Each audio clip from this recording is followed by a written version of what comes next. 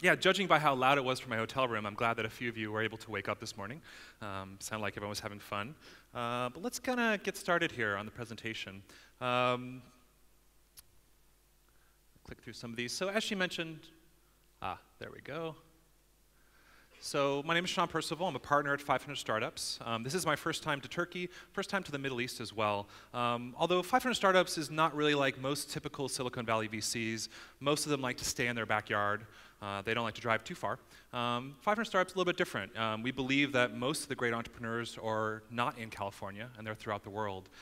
We have sort of an unofficial mission to sort of find and fund the top 1,000,000 entrepreneurs in the world. So far, we've funded about 3,000. That includes about 900 companies so far. So glad to be here. Thank you for having me. There at 500, I run the program in Mountain View. That's an accelerator program where we accelerate about 60 companies a year. We make an investment. We have a big focus on marketing and growth, so help those companies grow. Each batch is usually about 50% international, so 50% from US and then 50% from everywhere else. My last batch actually included 17 different countries in the group. Based in Silicon Valley. I'm on Twitter if you want to follow me or heckle me from the audience, please do. So it's @Percival is my name there. Before this, funny story, I was a founder before this, and 500 also, they're not just bringing on old white dudes who haven't run a startup in a long time. Most of us have a lot of prior founder experience. Dave made an investment into my company, actually when we were having a little bit of trouble. We weren't able to raise money. He wrote the check, and he kind of joked and said, hey, if it doesn't work out, you need to come work for me. And I kind of laughed it off. I thought it was weird he was giving me money and already trying to recruit me. Sure enough, it didn't work out, and so I called him right away, and that's how I actually got started as a VC. Never expected to be a VC. I don't really like VCs. No offense to anyone in the audience. But I do like building companies. I do like working with early stage companies. So 500 really was the best place for that. Prior to that, also, I was a vice president at Myspace. So I'm sure you all use that website every day still. Obviously, they've been overtaken by Facebook. But my background really is in marketing. And so today, what we're going to be talking about is a few different things that startups and founders need to think about with regard to marketing. And as she mentioned, I was a janitor. Life wasn't really going anywhere for me. Sort of didn't have a college education, didn't really know what I wanted to do. Had an opportunity to become a janitor, and that's actually what got me into technology. I was literally cleaning the office of a .com startup in the 1990s, and I got inspired because I went in there and I worked the midnight graveyard shift. I worked from 12 midnight to 8 a.m., and I worked at midnight, but the office was full, and it was full of life, and everyone was drinking Mountain Dew and playing video games and smoking cigars, and I said, I think I want to do this. I think this is a little bit better than being a janitor, and so clawed my way up to where we are today. This is cut off a little bit, but really quick, like most people, suck at marketing, to be blunt, and most founders especially. It's very difficult when you're a founder because you have a lot to think about. Trying to grow your business, trying to retain talent, trying to get money. Marketing a lot of times is an afterthought. At 500, though, we really try and emphasize how important it is. So if you are a founder and you suck at marketing, that's okay. I'm going to give you a few tips, and we'll go through that today. Really quick sort of general pro tips to think about. With marketing, you really do need to try 10 things, sometimes to find one thing that works. I see a lot of companies that have one strategy or they have one acquisition channel that typically doesn't work out. Either you're going to hit a saturation point with it, or you're going to put all your eggs in one basket. It's not going to yield enough growth for you. So really, as you're thinking about your startup, don't be afraid to try literally 10 different things to get that one thing that works. Marketing is a lot like mining. You mine and you mine, and you dig and you dig, and you find that vein, and you keep mining against that vein, trying to get everything you can out of it. Eventually, you will exhaust it, so you never want to have a single source for growth in your business. Also really important to think about is 98% of the people that come to your website or engage your app, they don't come back. They bounce, they leave. Most websites, depending on the industry, have roughly a 2% conversion rate. So really, as a marketer, you need to be thinking about everything you can do to bring that person back. That could be sending them email, that could be spamming with text messages, that could be getting in front of them with retargeting. Really be focused on that and know that those people are probably not going to convert. Really be thinking about how do you bring them back. At a really high level, this is a bit of a condensed version of this presentation, but I do want you to think a lot about marketing really is moving emotions. When we think about what's the secret to a viral video, typically it's moving two or more emotions. So if your marketing is falling flat, you're not striking the right nerve with your audience. And these are just a few things, desire, greed, and greed doesn't need to be your own greed. It could be the greed of the clients you're servicing. How are they going to make more money using your tool? How are they going to provide better service to their customers? Nostalgia is also incredibly powerful. In the States, Super Bowl is sort of the big marketing and commercial event for us. Look at how many of those ads really tap into nostalgia.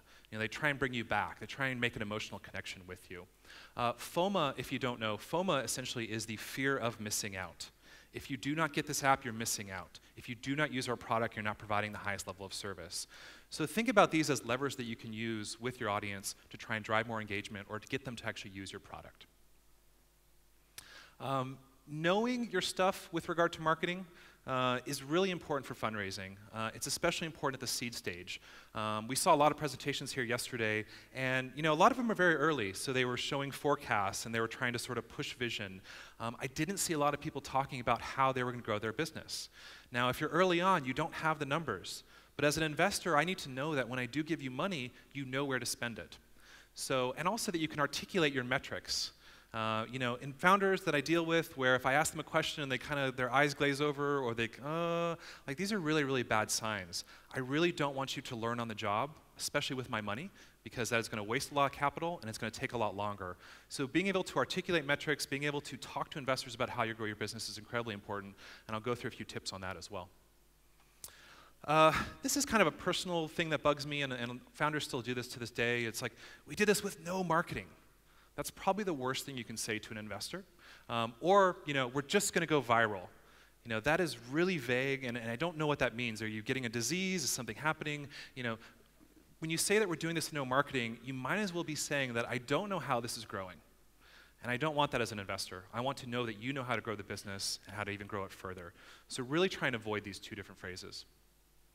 Also, hiring is a big part. As I mentioned, a lot of founders just don't have marketing in their core, so you have to go out and hire. So let's talk a little bit about how you hire those first marketing roles for your company. In the early days, when you're bootstrapped, when it's just one or two people, you're sitting in a room, unfortunately, it is all about you. So you do need to level up, you need to study, you need to look at your competitors and steal their best ideas. You need to do whatever you can to sort of grow that business. Because in the beginning, really, the founders have to do everything. When do you start making senior marketing hires? Typically, I recommend that's about right after you raise a seed round or even your Series A. And a senior marketing hire to me is a director, a vice president, or a CMO. I do see people that jump on this position right away, and I'll talk about that in a second why that's a bad thing. However, at any time, though, you can want to be thinking about bringing in a junior analyst or a media buyer. And so these are people that you can afford. They're cheap. They're right out of college. There's someone that's going to sit there and look at Google Analytics. They're going to look at Mixpanel. They're going to look at all the data that you have. And their whole position, their whole role is to come to you and basically give you the needle in the haystack. And it could be something as simple as, hey, if we market on 3 p.m. on a Thursday, we tend to do a lot better. Or if in our ad we use green, that performs better. These are things that's very difficult to figure out as a founder, as you're trying to juggle everything else. So these junior roles are great for this. These people can also level up and move into a bigger position over time. A media buyer is basically someone that's just buying advertising. As I mentioned before, do not talk about we do no marketing. Even if you have very little money, you want to get out there, buy Google AdWords, buy Facebook ads, test these channels and figure it out. That'll help you actually figure out some of your acquisition cost as well. Agencies, and these are PR agencies, media agencies, they can sort of be your best friend and your worst enemy. I usually don't recommend early stage companies engage with an agency, mostly because they take months to actually drive results. They're looking for thousands of dollars per month, which typically you cannot afford. Agencies are much, much better later stage. And as I mentioned, as founders, you really need to own this and be great at this yourself without outsourcing it. As you scale, you're going to have to leverage PR, you're going to have to leverage agencies to keep growing. In the early days, though, I'd really avoid wasting that capital on that.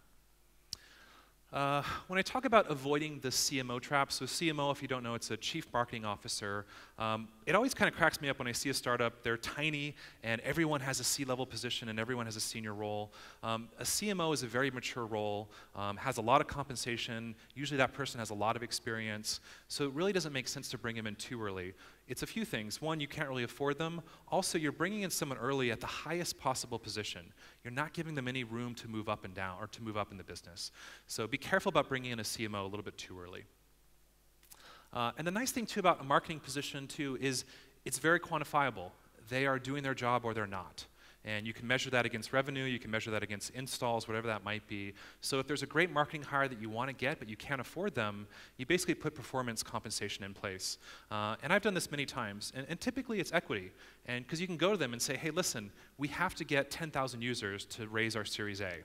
If you get us there, we're going to give you 2% more or 3% more. A lot of roles, engineering, they're hard to quantify. You can tell when things are happening, but this obviously is very direct. So if you can't afford them, consider bringing them in with some type of tiered levels where, get us to this level, we're going to up your compensation. Get us to the next level as a stretch goal, and we're going to give you even more. Once again, if that person in marketing is growing your business, there's much more likelihood that you'll survive and that you'll raise money. And so you want to be willing to give them more for that. Let's talk really quick about why they might not be successful. The biggest thing that I see is that they don't have the right budget. And if you've seen this movie, it's Life of Pi, where this is your expectations for them, but this is actually your budget, really. And I've made this mistake myself. Bring in a senior marketing person, they're used to spending $10,000 to $100,000 a month on marketing, and you have pennies to give them. Really good marketing people need big budgets. They need a team, they need to buy media. So be careful about bringing in before you can actually afford to give them the staff and the resources and the media that they need. In California, this is kind of what we call a programmer or a dude bro, and they only care about shipping code. Engineers are very focused on building. They don't usually care about marketing. When you think about it, marketing, development, engineering, they're almost two different sides of the brain. So they don't always understand the value. They want to make something much faster. They want to build you the NASA dashboard with all the features and bells and whistles when you don't really need that. And so a lot of times I see people fail as companies that we help or companies that we engage through a distribution program. It takes a week to get a pixel placed on the site. They don't want to optimize the funnel. They don't want to do these things. It's not interesting to them. So as founders, it's important that you make them understand how important this is. And be blunt. If we don't grow this business, you don't have a job. You don't have anything to build. But we see a lot of challenges with this. So make sure that your CTO, your head of engineering, make sure he or she understands that, yes, this is very, very important to the business. It's not just about building a massive, scalable business. Because they'll come to you and be like, we can handle 1 million users. But really, you only have like 500. So be careful about that. Or once again, if they don't have resources. So marketing resources, very important on an engineering level as well. This is kind of a funny comic, and if you can't see, it just says, yes, the planet got destroyed, but for a beautiful moment in time, we created a lot of value for shareholders. And the whole point on this is you need to encourage measurable and sustainable growth. So measurable means that you can actually figure out where is this coming from. You've instrumented the site, and you know how it's growing, and you know what's working and what's not, and you're also finding sustainable ways to grow.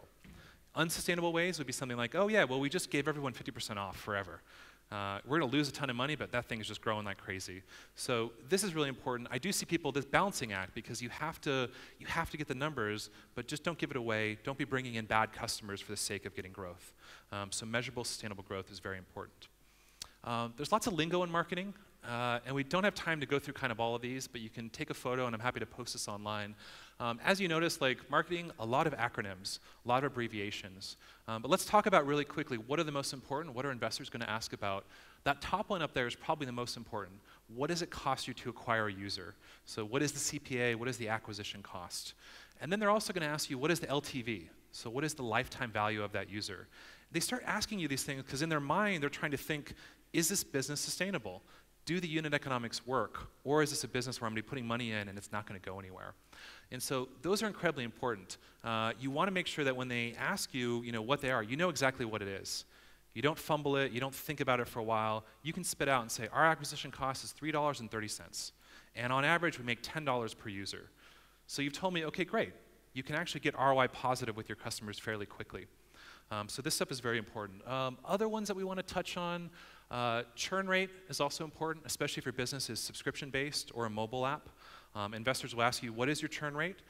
This number is difficult to derive sometimes, and so you need to be good. Either you're getting in Excel and you're doing all the manual calculations, or you're using software that helps you figure that out. But they will talk about that. They'll also talk about cohorts a lot, and I always joke that I think investors like to say that word because it makes them sound smart. But a cohort is basically a group of people. And it could be people, usually it's based on a month, so it's a monthly cohort. They want to know, and they'll test you. What is the cohort performance in XYZ? A lot of startups don't know this right away. What you want to do is if you get those questions, say, you know what, I have that data at home. I'm happy to go compile that and bring that back to you. So cohort analysis is very, very important. That's when your junior analyst starts to figure out what's working and what's not. Let's see, other ones that are important. Yeah, I think, like I said, I don't want to spend too much time on these, but it is important to know these. Yeah, let's go on before we get stuck in this rabbit hole of lingo. And let's talk about talking to investors about marketing. So as I mentioned, knowing your numbers is incredibly important. I can tell you when I'm meeting with founders and they don't know the numbers right off the top of their head, it's a big concern to me. You need to have these things like the back of your hand. You need to be addicted to the numbers. You need to be looking at them every single night.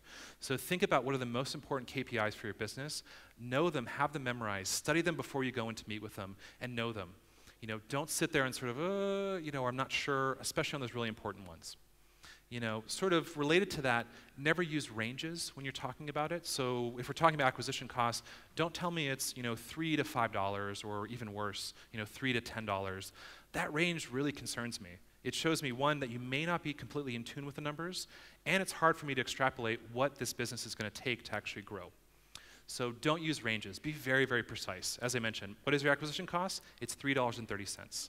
And if you don't know exactly, make something up, but have a really, really absolute number that you can give to them. I think I mentioned this already. If you don't have the data, that's okay. Investors, once again, they're poking for holes. They're incentivized to delay and to find reasons not to invest. So if you don't know it, say, you know what, we have that data. I'm happy to send that to you tonight, and make sure you do that. And once again, a lot of times they're really just trying to see, are you analytically focused? Do you really know the business? And can you get us the data that we need? So in companies that have typically done the best in our program are able to get that data, get it into Excel, get it into a presentation, and get it right to the hands of the investor. I talked a little bit about cohorts already, but what's most important here is that you're able to sort of articulate that it's improving over time. Our acquisition is going down. Our Facebook users are more engaged over time.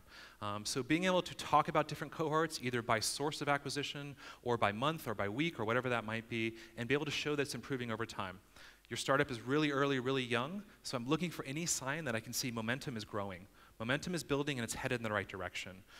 If your business has been flat for 6 months or 12 months, my view is probably it'll be flat forever.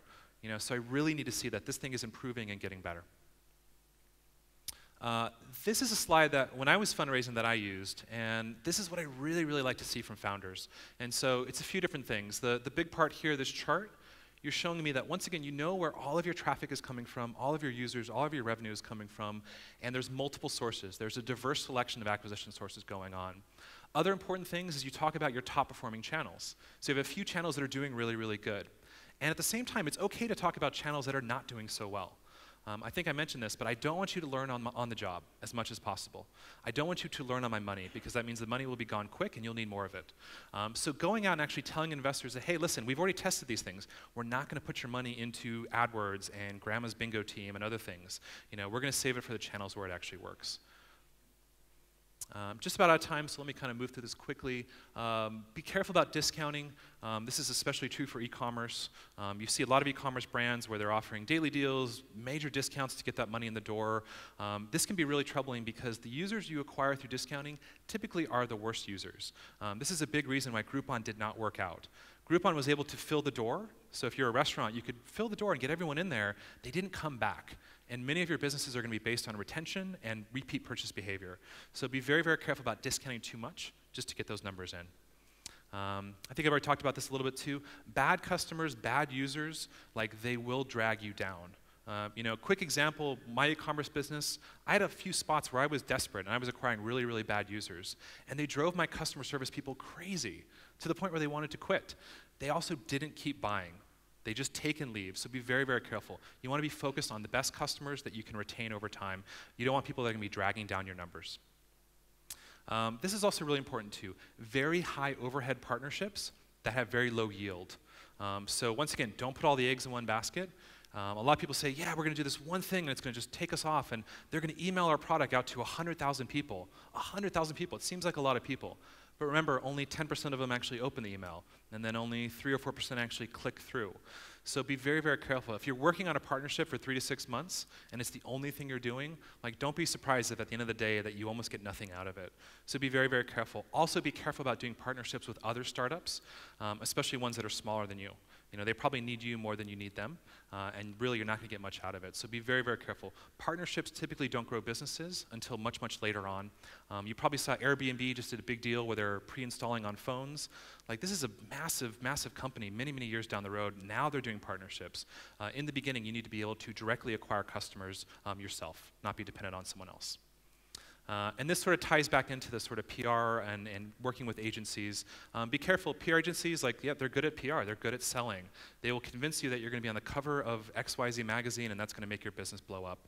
In the beginning, just like the founder, you need to be in charge of marketing, you need to own everything, you need to be in charge of PR. You need to be able to go out there and get PR. You need to track down, you know, the press that come to events like this. Mike Butcher is here from TechCrunch. I don't know if he's in the audience, but track him down, follow him. Get to know these people, build relationships so that you as the founder can have that relationship. You're not dependent on someone else. Our PR agency is going to ask for 3 months to build something up. They're going to ask for a few $1,000s a month, and the results can be sort of, you know, good or bad. And I think that's it. So as I mentioned, I encourage you, be very focused on marketing. It's very, very important that you don't forget that growing the business, showing momentum is the path to fundraising. It's the path to survival. I'll be here throughout the day, so if you have additional questions on marketing, I'm happy to answer. And thank you for having me.